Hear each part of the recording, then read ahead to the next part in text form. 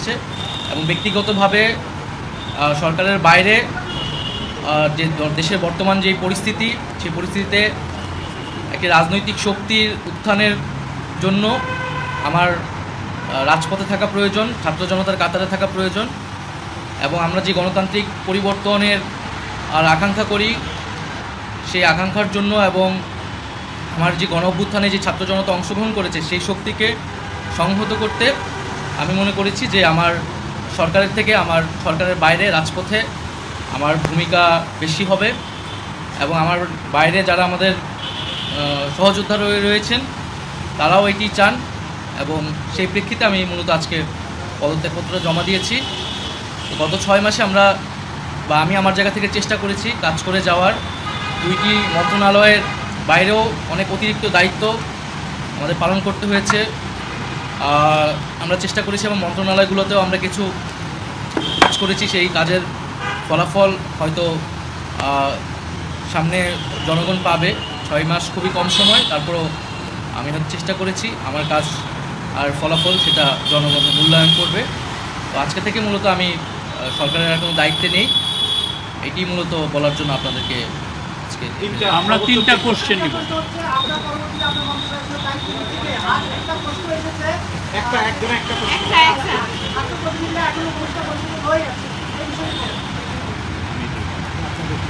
আমার পরে দায়িত্ব নিবে এটা আসলে ক্যাবিনেটে, পরবর্তীতে এটা ক্যাবিনেট ঠিক করবে, উপদেষ্টা পরিষদে ঠিক করবে।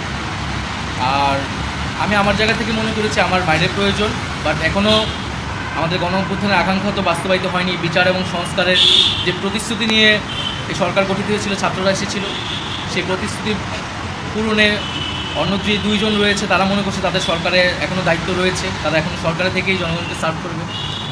তারা যদি রাজনীতি করার প্রয়োজন বোধ করে তারা তখন হয়তো সরকার ছেড়ে দেবে।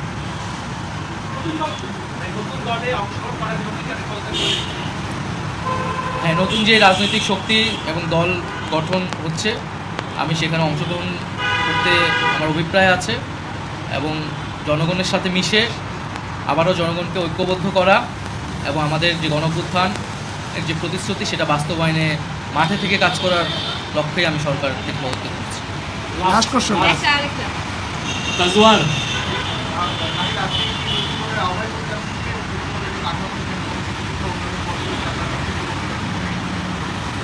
এটার জন্য আপনাদের দলটির যেদিন ঘোষণা 28 তারিখ সেদিন পর্যন্ত অপেক্ষা করতে হবে, সেদিনই এটা জানা যাবে। নারীদের মধ্যে থেকে একটা কোশ্চেন নিব। নারী কেউ আপনি সাজেদা জি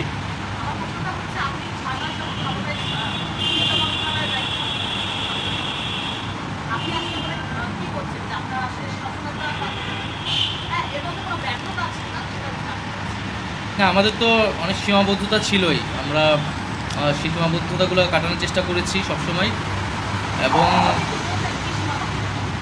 এখানে সীমাবদ্ধতা ছিল, আমলাতান্ত্রিক জটিলতা ছিল। আমরা এসে এই ব্যুরোক্রেসিকে যেভাবে পেয়েছি, এখানে পুলিশ যে তার আত্মবিশ্বাসের ঘাটতি হয়েছে আন্দোলনের পরে এবং একই সাথে এখানে এই জুলাইয়ের যারা গণহত্যাকারী তাদেরকে গ্রেফতারের বিষয়টা, বিচারের বিষয়টা, সেই বিষয়ে আমাদের